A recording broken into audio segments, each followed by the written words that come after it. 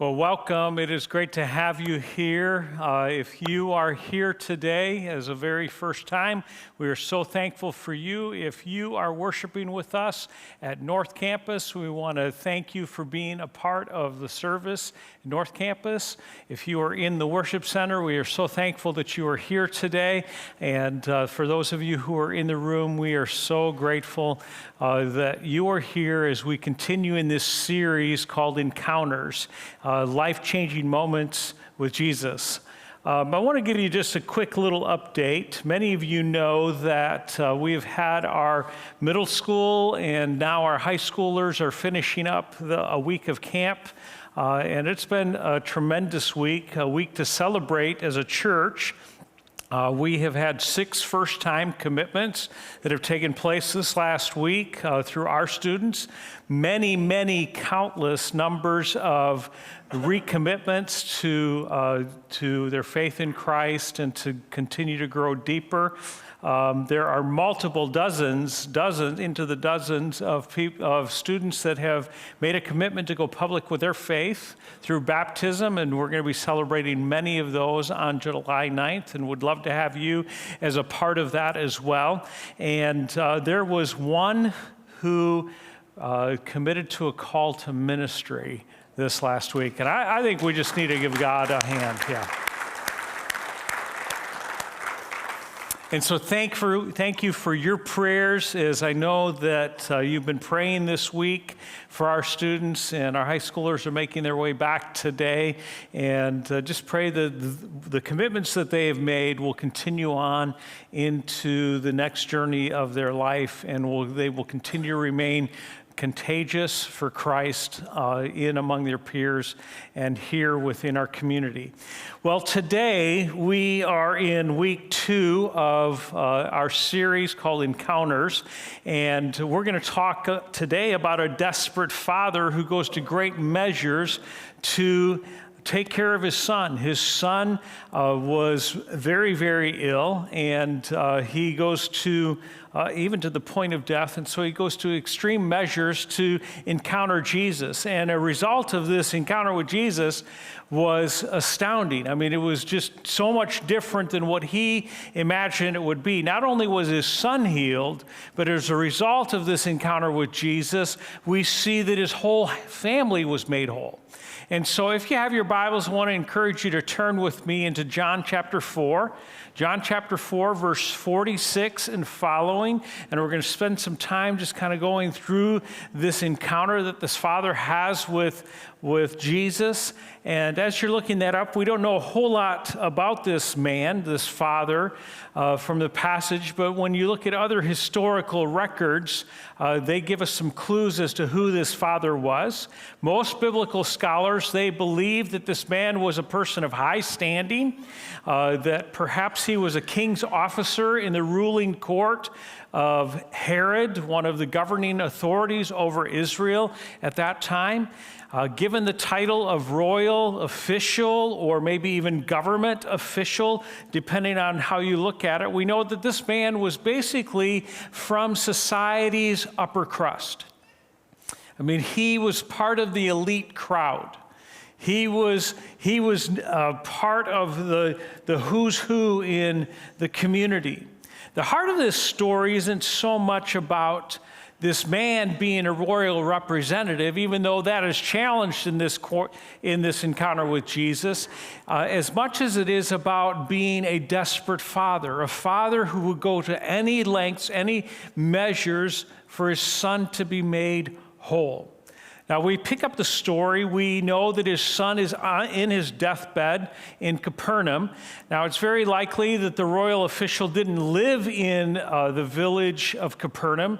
He most likely lived in the western area of the Sea of Galilee in the town of Tiberias, which Herod had appropriated as his own royal town. Several years ago, when I was in Israel, I had the opportunity with a group that I was with to stay just a little north in Magdala for a few days, and we could see Tiberias at night with the lights over the Sea of Galilee. And here's just a map of that region. I mean, we stayed here at Magdala, and Tiberias is right here. But when we pick up this story, we see that this father is in Capernaum, and his son is in Capernaum with him.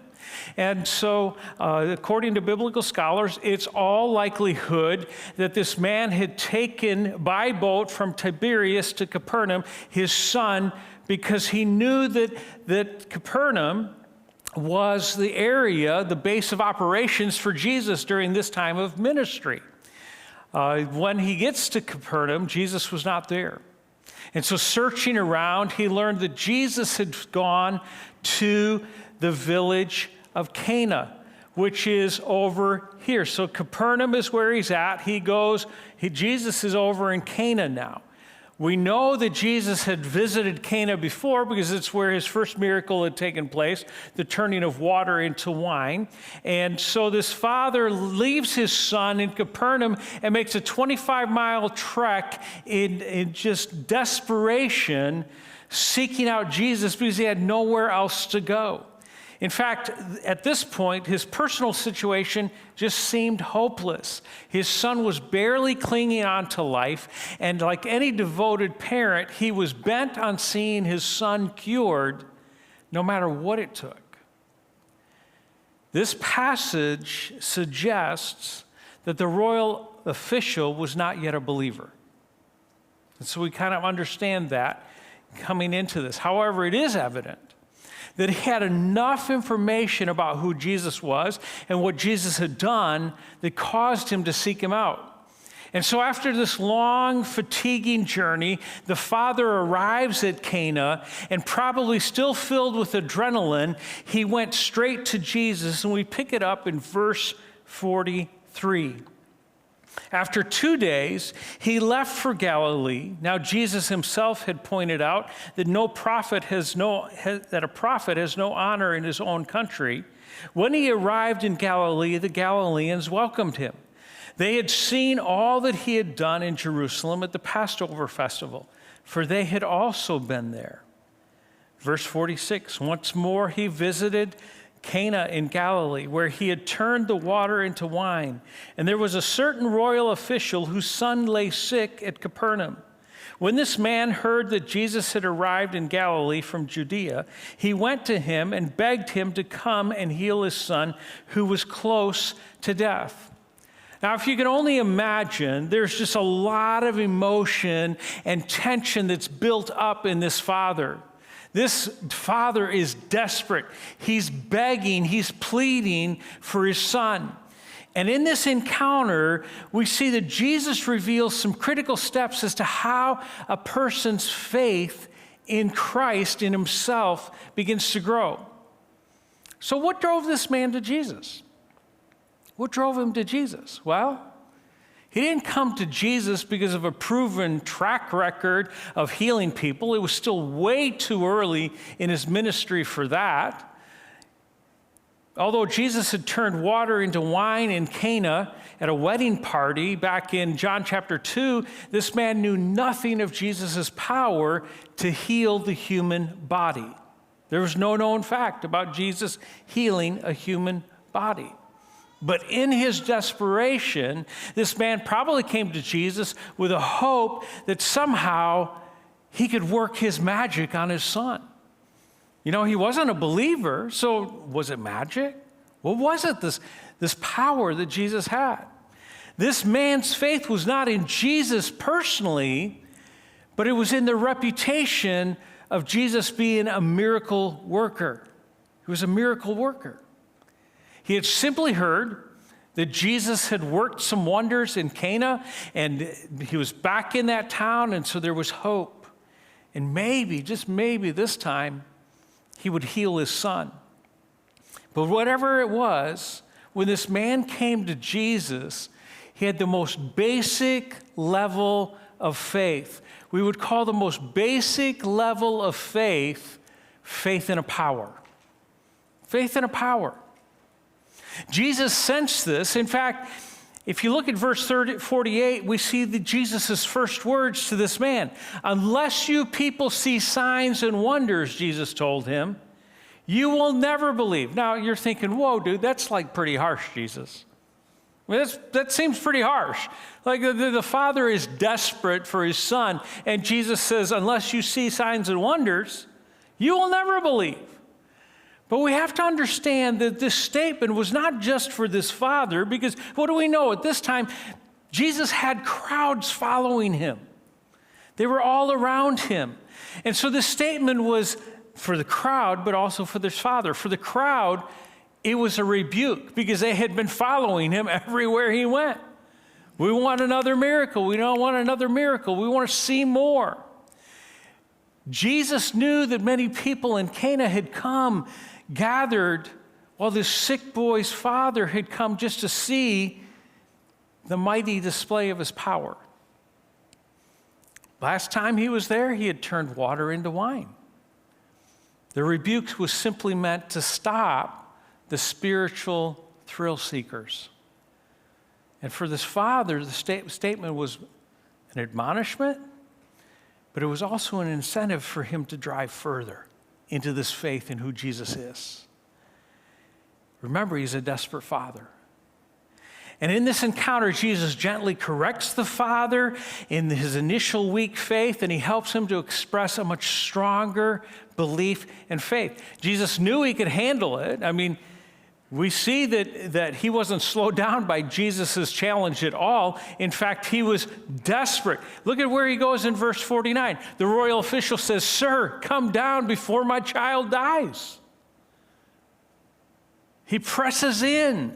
This father had come believing that something could happen, that Jesus was somehow going to do something, and there was no way he was going to leave after being challenged by his motives for his faith. And so he pleads, "Please come fix my boy. My boy is in desperate straits." And in this moment, this anxious, desperate faith in a higher power is now face to face with Jesus, the one who has the power to save his son. But more importantly than that, the one who has the power to save his soul. The royal official, you see, was searching for Jesus, but Jesus was also looking for him. And this is the irony of this passage. This is the irony of so many of these encounters that individuals have with Jesus. And this is so much the irony of those of us who seek after Jesus. Jesus is also seeking after us. Jesus knew the shape that was inconsolable in this man. His son was dying. But Jesus also knew that there was something significant, more significant than this physical life and the temporary healing. And he wanted this royal official to know a deeper faith, much deeper than, "Can you heal my son?" What a picture. A father with a dying son in the presence of the son sent to die for the father. What a powerful picture that is. And so Jesus responds to this man's plea. with another abrupt statement. Look at verse 50. Go, Jesus replied, your son will live. Whoa, hold on a second. Like, isn't there going to be a little bit more going on here? I mean, Jesus' words were not only a command, but they were a promise. Look, go. Here's the promise. Your son will live. It was a beautiful promise. I would just imagine this father was not expecting this response at all. Yeah, this father wanted nothing more than his son to be cured, but he wanted Jesus to come down. He wanted Jesus to follow him. He wanted Jesus to show up in Capernaum where his son was. It's here that we see the father's faith move to what I would call the second stage of faith. It's the stage of faith in a promise. Faith in a promise. Jesus spoke with confidence and issued a bold command for the man to go to his son. Why did Jesus send the man away instead of going with him to Capernaum? I mean, there's all sorts of different variables and all sorts of different conclusions that we could come to. I mean, walking together would have been a great chance to have a conversation with this man about spiritual things. And what do we know about when Jesus would go from community to community? There was conversations that would happen with others around him. I mean, what an amazing opportunity for Jesus to speak into the crowds who were following him. He could have arrived at the house and healed the boy and used that as an opportunity to share so much more with the people surrounding it. I mean, it was a prime opportunity. But Jesus didn't go. I believe it was to help strengthen this man's faith and to provide him with a valuable spiritual guidance for his own journey. In other words, he was going to have to learn how to walk by faith. And isn't that the truth for you and for me? That we have to learn to walk by faith? Believing in the promise? Jesus didn't give this man anything tangible. It was only words. Your son will be well. He will live. And so Jesus, he cries out, Jesus, come. Jesus replies, no, I won't come. That would be too easy. You go by faith back to your son. Your son will live. What's fascinating to me is that Jesus knew this man had authority and power. I mean, this man was used to getting things his way.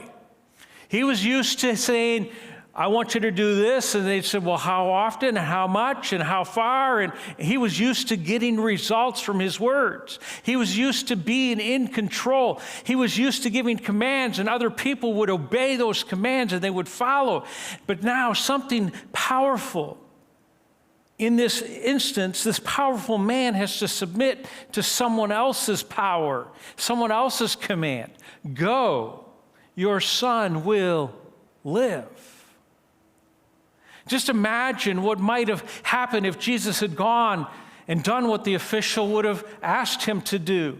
What if he had suddenly dropped all of the things, stopped all of his activity, and followed this man 25 miles back to Capernaum to heal his son? Rather than building this man's faith, that action may have crushed it. He might have very well crushed it. Oh, he would have been excited for a little while because, his son would have been healed. But in the end, he might have concluded that Jesus was just another man that he could control with his words, that he could control with his actions, that would follow his orders. And so that never would have increased his faith in Jesus. It would have increased his faith in himself and his ability to get things done. And Jesus wasn't about to let that happen.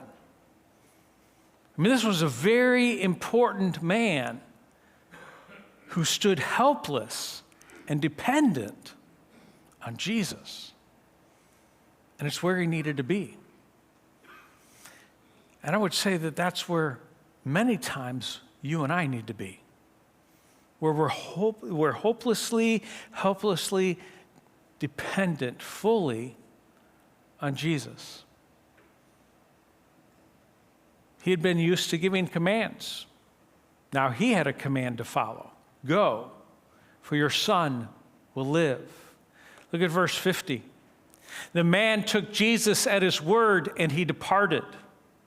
He took Jesus at his word. We don't see him going, he took Jesus at his word and he followed.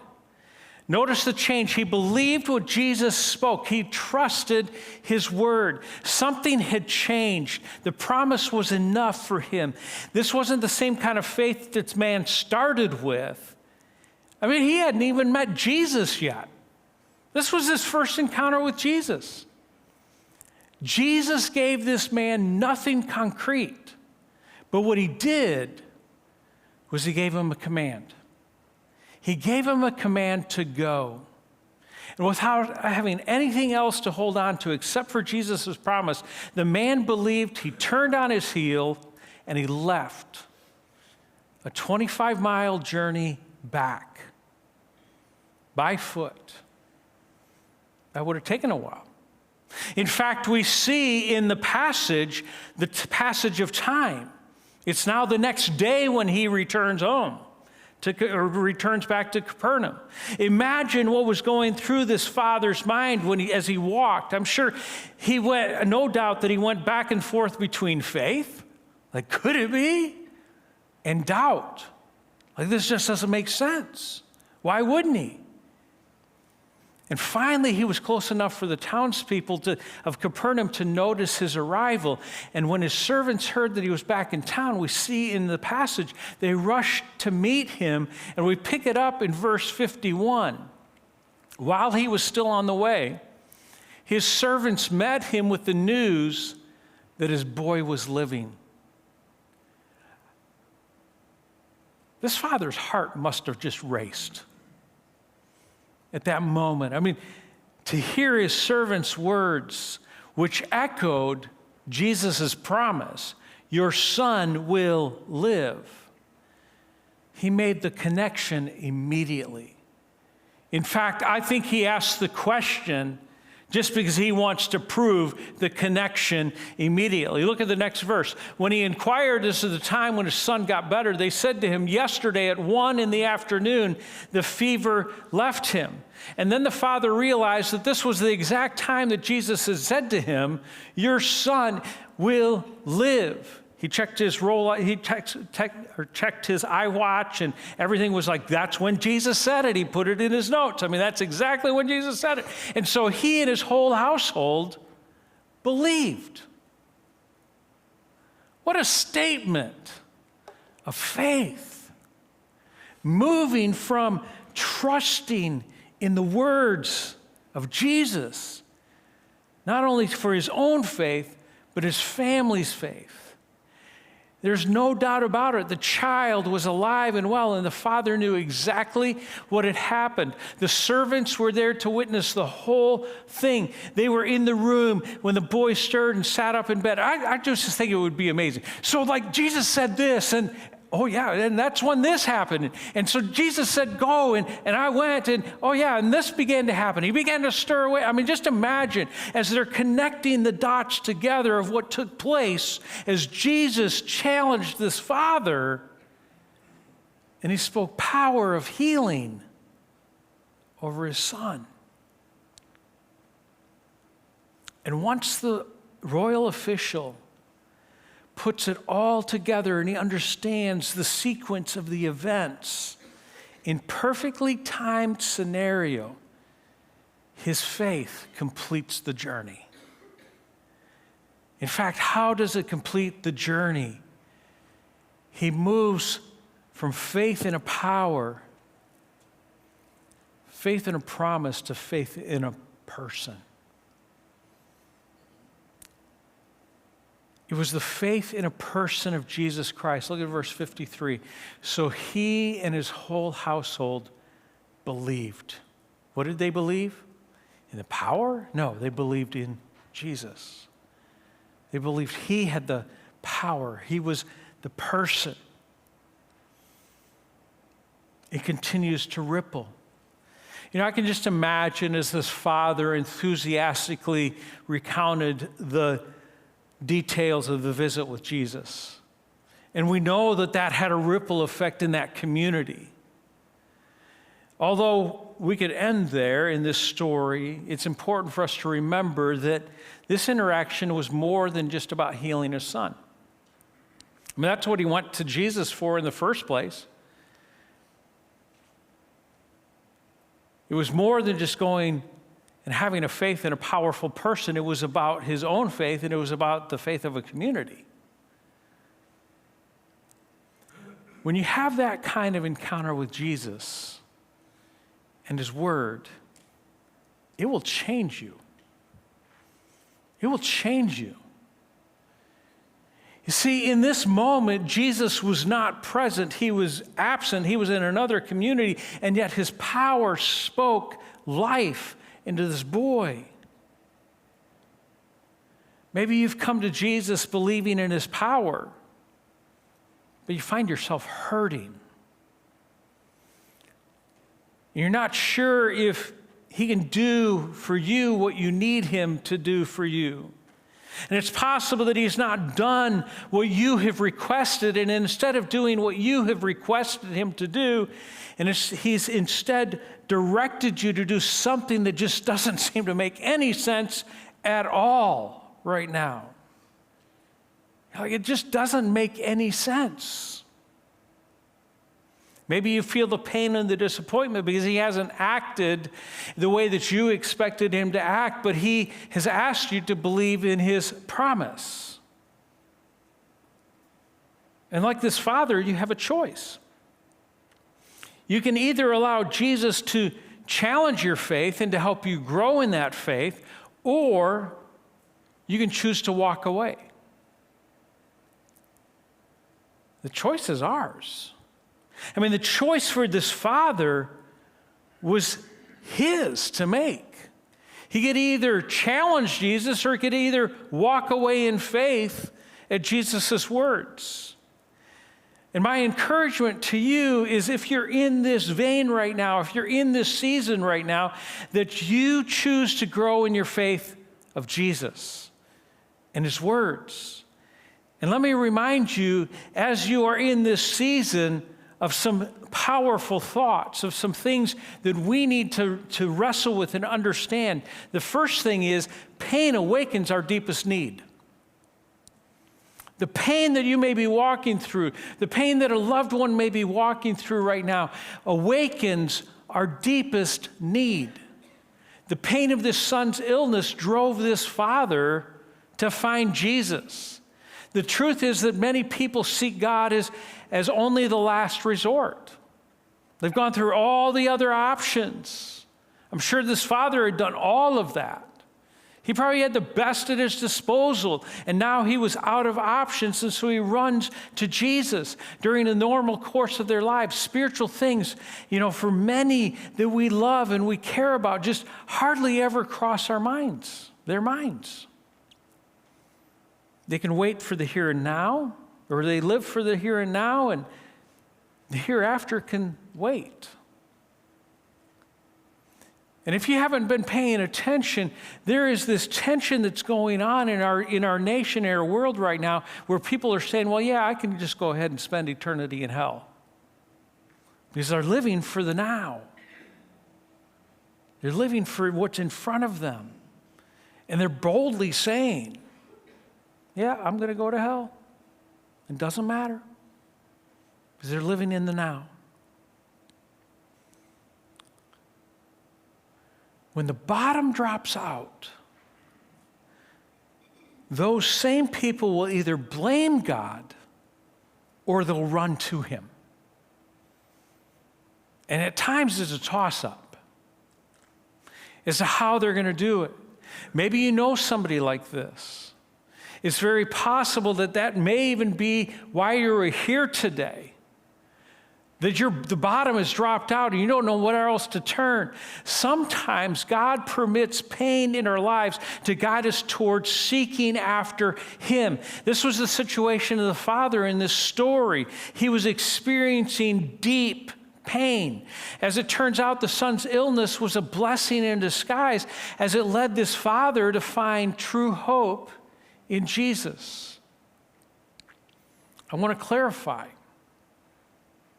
that even though God uses difficult situations to draw us close to Him, this doesn't mean that you ought to anticipate a slew of negative experiences to come your way.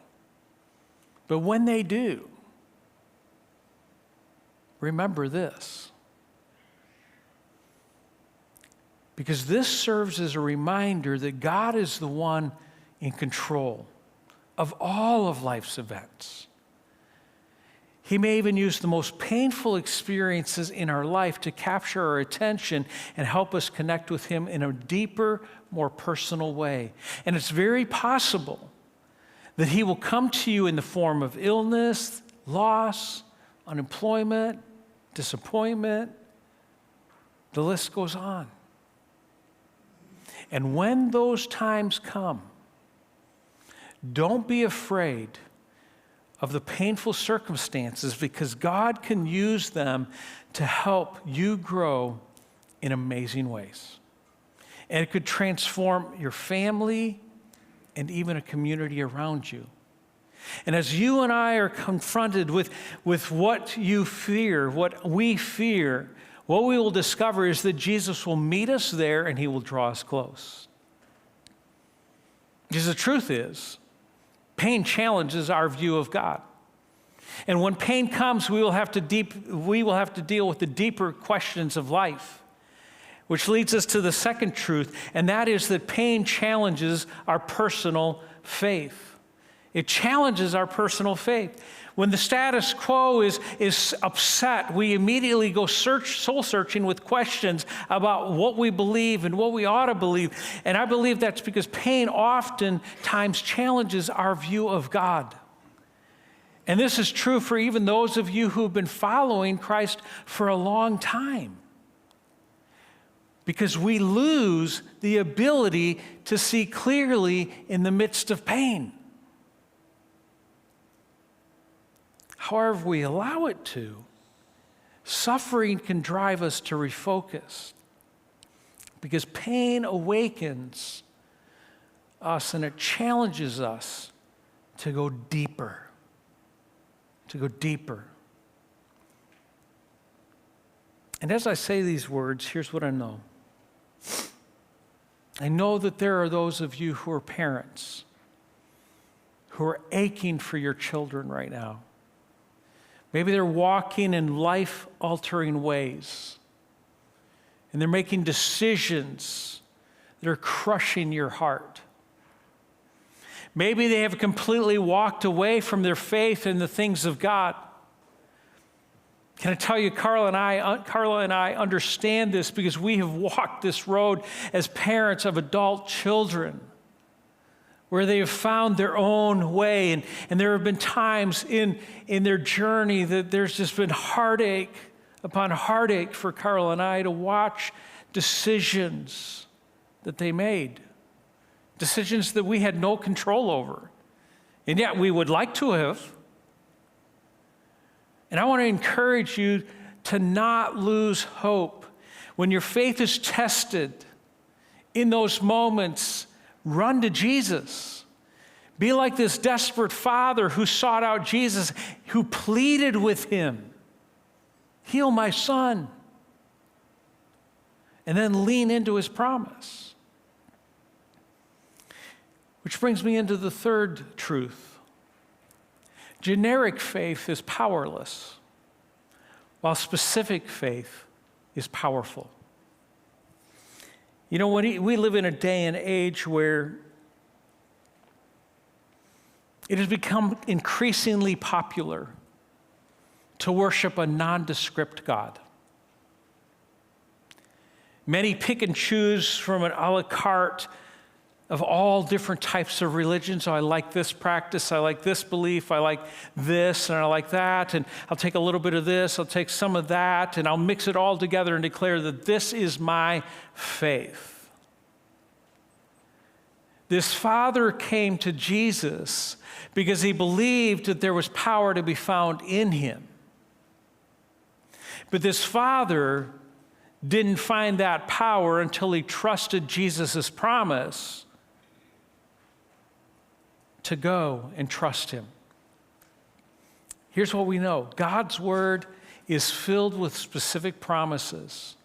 Promises that we can claim as our own because they have been given to us. I love William Barclay, who is a great scholar of faith. He says it this way: it is the very essence of faith that we should believe that what Jesus says is true. So often we have a vague, wistful longing that the promises of Jesus would be true or should be true.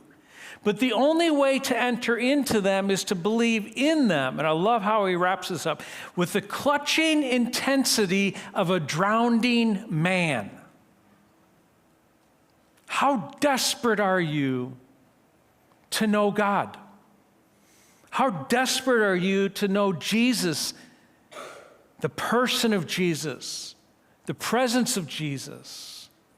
You know, I'm sure it wasn't easy for this father to turn around and travel back to the very location from which he came with all this hope. I mean, that just seems irrational. But Jesus is more than just a mere man. He is the Son of God, the living Christ. And this was this father learning to lean on Jesus. He was learning what tree trimmers are taught when they are trained to climb trees with climbing equipment. The climbers are outfitted with special equipment. I have some special equipment. I mean, this is it. Like some is just a little bit more, there's a little bit more to it, but not a whole lot more to it. I mean, there's spiked boots and that allow them to get a firm footing on the pole or on a tree. And then there's this climbing harness that they put on. And here's the lifeline right there. That's the lifeline. In order for it to give the proper support, a climber must do what's exactly opposite of our thinking, and that is to lean back, putting the full weight into the harness so they can be hands-free. And that goes against every ounce of common sense because the natural tendency is, I'm going to hang on. I'm going to hang on for dear life. And eventually what they learn is that the safest way to work on a tree is to lean back fully, trusting in the lifeline of the rope to secure them fully. You see, the father in this story leaned completely back into the promise of Jesus. Even though everything inside of him is going, this is crazy. It makes no sense at all. And so let me ask you, what is it that God is asking you to trust him in right now?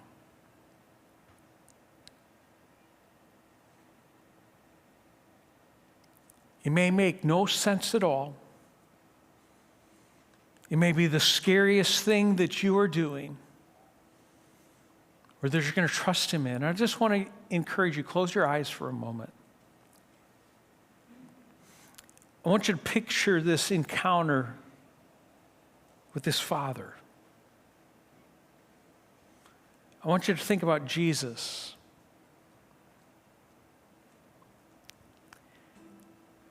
If you had the opportunity to meet Jesus like this father did,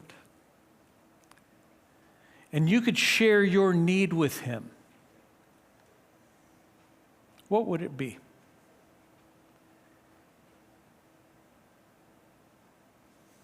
And in turn,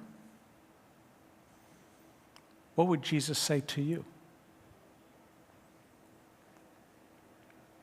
What would he say to you?